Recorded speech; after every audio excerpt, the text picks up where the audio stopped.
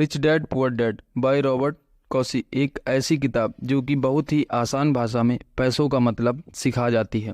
ऐसी किताब जिसे हमारे स्कूल में सारे सब्जेक्ट से पहले पढ़ाना चाहिए था।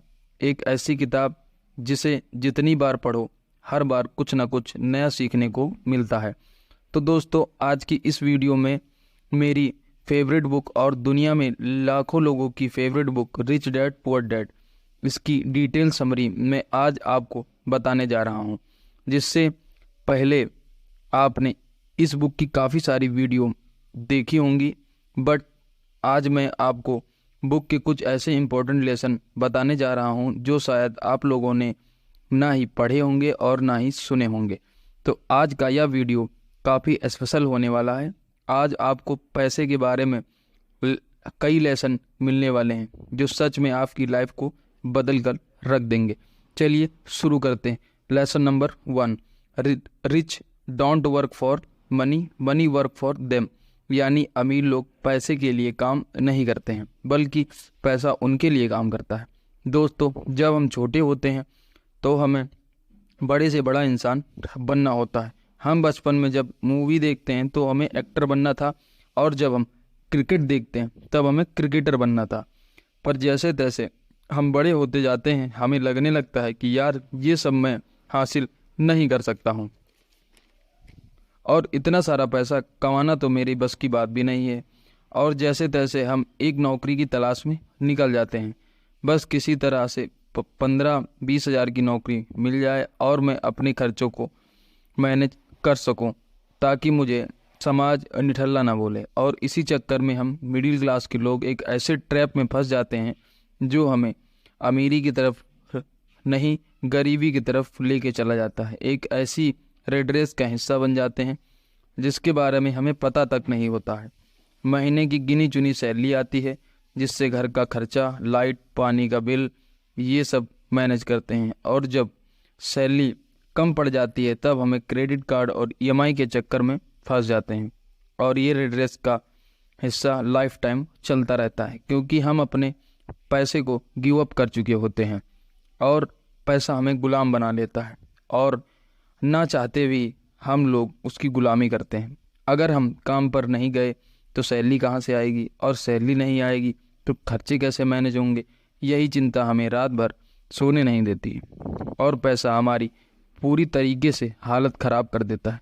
कुछ लोग ऐसे भी होते हैं जो इस ट्रैप को पहले से ही भाप लेते हैं कि वो पैसे के लिए काम नहीं करते हैं, पैसा उनके लिए काम करता है। उनको सुबह उठकर जॉब के लिए नहीं निकलना पड़ता है, उन्हें ऑफिस में जाकर बॉस को जवाब नहीं देना पड़ता है, क्योंकि वो खुद की मर्जी के मालिक होते हैं। वो एक अपना ऐसा सिस्टम बना लेते हैं जहां पैसा उनके लिए काम करता है, जहां वो पैसे की गुलामी नहीं करते हैं, जहां पैसा उनका दोस्त बन जाता है। उनके एक इनकम सोर्स नहीं होते हैं जिनसे वे लोग डिपेंड रहते हैं, जबकि उनको हर तरफ से पैसा कमाने की अपॉर्चुनिटी दिखाई देती है। अब ये कैसे होता है कि एक गरीब व एक मिडिल क्लास इंसान कभी अपने पैसे को मैनेज नहीं कर पाता है। अमीर इंसान बहुत अच्छे से अपने पैसे को मैनेज भी करता है और अपनी संपत्ति भी दिन प्रतिदिन बढ़ाता रहता है। उसका आंसर है कैश लो। चलिए जानते हैं लेसन नंबर 2 में, leave for finance based on cash flow. दोस्तों, आपकी जेब में कितना पैसा आता है और कितना निकल जाता है, इस चीज़ को कैश लो बोलते हैं। और इसके लिए एसेट्स और लायबिलिटीज़ के बारे में अच्छे से पता होना चाहिए। एसेट वह चीज़ है जो हमारी जेब भरता है, जो हमें अमीर बनाता है, जबकि लायबिलिटीज़ वह चीज़ होती हैं जो हमारी जेब को खाली करती हैं, गरीबी के रास्ते पर ले जाती हैं। एक इंसान जो अपने कैश फ्लो को अच्छे से मैनेज करता है वह कम पैसे में भी अब अमीरी के रास्ते पर जा सकता है। पर जो इंसान इन सब को नहीं समझ पाता है और लाइफ टाइम के लिए मिडिल क्लास में ही रह जाता है। कैश लो के आधार पर दुनिया के 4 तरह के लोग पाए जाते हैं। Cash flow negative, cash flow neutral, cash flow positive, financially free. पहले कैश लो नेगेटिव। दोस्तों, ज़रा इसको देखिए, जैसे कि नाम से पता चल रहा है इनका कैश फ्लो निगेटिव में ही पाया जाता है, यानी कि इनकी जितनी भी इनकम होती है वह सारी की सारी एक्सपेंसेस में निकल जाती है। इनका फूड पर खर्चा, रेंट पर खर्चा, ईएमआई पर खर्चा, क्रेडिट कार्ड बिल, ये सब इतना होता है कि मंथ की एंड तक कुछ बचता ही नहीं है। इन लोगों के एक्सपेंसेस ही इतने ज़्यादा होते हैं कि सैलरी भी कम पड़ जाती है। जैसे कि सैलरी 20,000 है तो इनके खर्चे 25,000 होंगे। और अमीर आदमी इन सब का बिल भरने के लिए क्रेडिट कार्ड लेंगे। इनकी साइकिल इसी तरह चलती ही रहती है। कभी कभी इनका खर्चा तो इतना हो जाता है कि इनको अपने दोस्तों व रिश्तेदारों से पैसे मांगने पड़ते हैं। और एक बार पैसे लेने के बाद ये दुनिया में मुंह छुपाए हुए घूमते हैं कि कहीं कोई पैसा ना मांग ले। सारी ज़िंदगी इसी तरह बिता देते हैं। इसीलिए जो कैश फ्लो होता है वह नेगेटिव में होता है, यानी कि इनकी इनकम से ज़्यादा इनके एक्सपेंसेस होते हैं। दूसरा आता है कैश फ्लो न्यूट्रल। इस तरह के लोग दुनिया में सबसे ज़्यादा पाए जाते हैं। इनको हम मिडिल क्लास भी बोल सकते हैं। इनकी जो भी इनकम आती है इनके एक्सपेंसेस के बराबर होती है।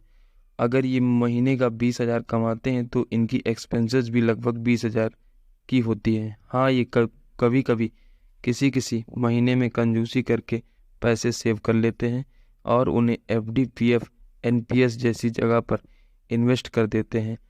अगर इनके भी एक्सपेंसेस देखें तो वही है, फूड का खर्चा, रेंट का खर्चा, कार की ईएमआई और क्रेडिट कार्ड का बिल्स चलते रहते हैं। इनकी इनकम इनके एक्सपेंसेस के इक्वल होने के कारण ऐसे लोग कैश फ्लो न्यूट्रल की कैटेगरी में आते हैं। ऐसे लोग पेज टू पेज वर्क करते हैं। सेविंग के नाम पर 1-2 एफडी मिल जाए तो मिल जाए। ये लोग कैश फ्लो न्यूट्रल वाले लोगों से बेहतर होते हैं। एटलीस्ट इन्हें उधारी का पैसा चुकाने के लिए मुंह तो छुपाना नहीं पड़ता है। अब आते हैं तीसरे टाइप के लोग, कैश फ्लो पॉजिटिव। जैसा कि नाम से पता चल रहा है इनका कैश फ्लो पॉजिटिव में होगा। जो भी इनकी इनकम आती है उससे ये लोग एसेट्स खरीदते हैं, जैसे स्टॉक में पैसे इन्वेस्ट करना। जैसे कि ये लोग प्रॉपर्टी को किराए पर चढ़ाकर उससे रेंटल इनकम क्रिएट करते हैं, या फिर इनके पास कोई ना कोई एक्स्ट्रा स्किल होती है जिससे ये लोग मनी अर्न करते हैं। तो कहने का मतलब इनके पास एक से ज़्यादा इनकम के सोर्स होते हैं। इनके जो खर्चे होते हैं फूड पे, ईएमआई पे, credit card bills, etc, cash flow neutral और कैश फ्लो पॉजिटिव वाले लोग एक जैसे लग सकते हैं। डिपेंड करता है कि जहाँ एक ईएमआई भरता है वहाँ दूसरा उससे पैसे कमाता है। जैसे इनकी जो भी इनकम होती है वो इनके एक्सपेंसेस से ज़्यादा होती है। ये लोग इन्वेस्ट किया करते हैं जिससे इनका कैश फ्लो हमेशा पॉजिटिव में ही रहता है, वह इनका पैसा ग्रो होता रहता है। अब आते हैं फोर्थ टाइप के लोग, फाइनेंशियली फ्री। अब दुनिया में बहुत कम लोग पाए जाते हैं जिनके लिए असल में पैसा काम करता है। इनकी जो भी इनकम होती है उससे कई तरह के एसेट्स बनते हैं, जैसे स्टॉक, रेंटल इनकम। सबसे ज़्यादा चीज़ इनके बिजनेस होते हैं जहाँ पर लोग इनके लिए काम करते हैं और इनका मेन खर्चा ईएमआई भरने में नहीं, ट्रैवल करने में जाता है, जहाँ ये लोग आराम से पूरी दुनिया घूमते हैं और इनके बिना भी इनका काम चलता रहता है। इसीलिए इनकी जो भी इनकम होती है उनके एक्सपेंसेस से कई गुना ज़्यादा होती है। तो कैश फ्लो के अकॉर्डिंग 4 तरह के लोग पाए जाते हैं। अब आप मुझे कमेंट करके बताएं कि आप किस कैटेगरी में बिलोंग करते हैं। अब आते हैं lesson number 3, be brave. Robert Kosky बोलते हैं कि अक्सर लोग अमीर क्यों नहीं बन पाते हैं, या लाइफ में जो चीज़ हासिल करना चाहते हैं उसे क्यों नहीं कर पाते हैं। वेल, उसका आंसर उन्हें लगता है कि एवरीथिंग इज़ ए रिस्की। लोगों को लगता है कि हमें तो बस एक सिक्योर जॉब मिल जाए जिससे मेरा आराम से घर चल पाए और मैं आराम से एक फ़ोन, गाड़ी और एक मोबाइल ले पाऊँ। ज़्यादा रिस्क विस्क नहीं लेना है। और रॉबर्ट बोलते हैं कि इस तरह की लाइफ जीना ही सबसे बड़ा रिस्क होता है, जहां आपके पास एसेट्स नहीं है, वो भी बस एक जॉब है जो कि बड़े हाथ पैर मारने के बाद मिली है और चली गई तो क्या होगा। ये मेढक वाली सोच रखने के कारण ही लाइफ में कुछ लोग बड़ा नहीं कर पाते हैं, क्योंकि उनको हर जगह रिस्क ही रिस्क दिखता है। अरे भैया, रिस्क तो रोड पर गाड़ी चलाने पर भी है, तो क्या गाड़ी चलाना बंद कर देंगे? रॉबर्ट के रिच डैड बोलते हैं कि अगर तुम्हें अमीर बनना है तो आज जो तुम्हारी सोच है उसका बिल्कुल अपोजिट करना पड़ेगा।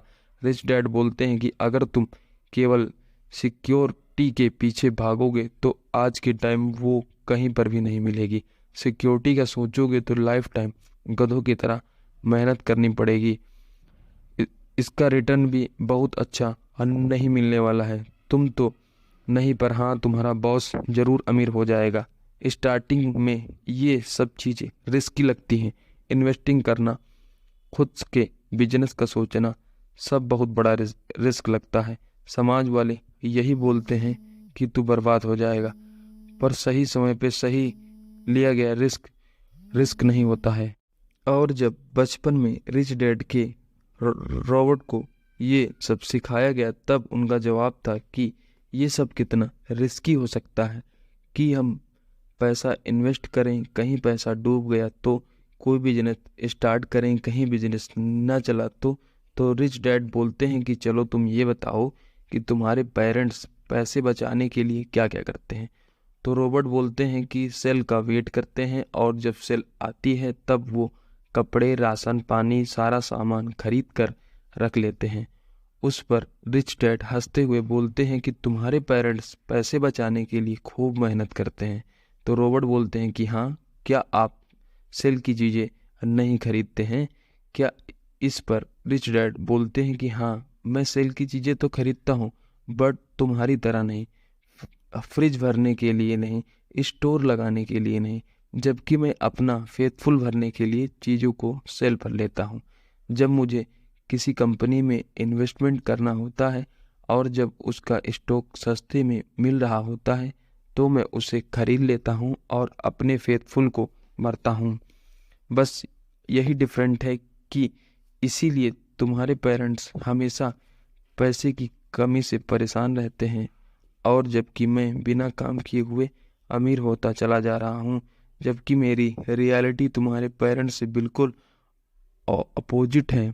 तो अगर तुम्हारे पेरेंट्स इन्वेस्टमेंट करना चालू कर दें, कैलकुलेशन रिस्की लेना चालू कर दें, या इसे अप्लाई करना चालू कर दें, तो कोई बहुत बड़ा काम नहीं है, वो भी मेरे जैसे अमीर बन सकते हैं। और यही रियलिटी है। तो दोस्तों, ये रिच डैड पुअर डैड किताब हमें सिखाती है कि हमें अपनी पढ़ाई के साथ साथ फाइनेंशियल एजुकेशन को भी बढ़ाना चाहिए। अगर ये सारी चीज़ें स्कूल कॉलेज में नहीं सिखाई जाती हैं तो हम इन सबको बुक में या वीडियो देखकर जान सकते हैं और समझ सकते हैं और अपनी फाइनेंशियल एजुकेशन को स्ट्रॉन्ग कर सकते हैं। तो आप इसे सही तरीके से लागू भी कर सकते हैं अपनी लाइफ पे। अपने कैश फ्लो को मैनेज करना सीख सकते हैं, क्योंकि 80 से 90% आदमी कैश फ्लो का मतलब तक नहीं जानते हैं। मैनेज करना तो बहुत दूर की बात है, और कैश फ्लो को मैनेज ना करने की वजह से इस रेड रेस का हिस्सा बने रहते हैं और अपनी गरीबी का कारण दूसरे लोगों को बताते हैं। एक जॉब पे डिपेंड ना होकर अपनी स्किल को बढ़ाओ, क्योंकि जहां आप 20,000 की सैलरी के लिए आज तड़प रहे हैं, आने वाले समय में आप पता नहीं कितनों को 20,000 की सैलरी पर रख पाएँ। आई होप ये वीडियो आपको बहुत पसंद आई होगी। आपको इस वीडियो में अगर कुछ भी सीखने को मिला है तो प्लीज़ मेरी वीडियो को एक लाइक कर देना, और अगर चैनल पर नए हैं तो मेरे चैनल को सब्सक्राइब कर लेना, जिससे आने वाली वीडियो का नोटिफिकेशन मिलता रहे। Thanks for watching video.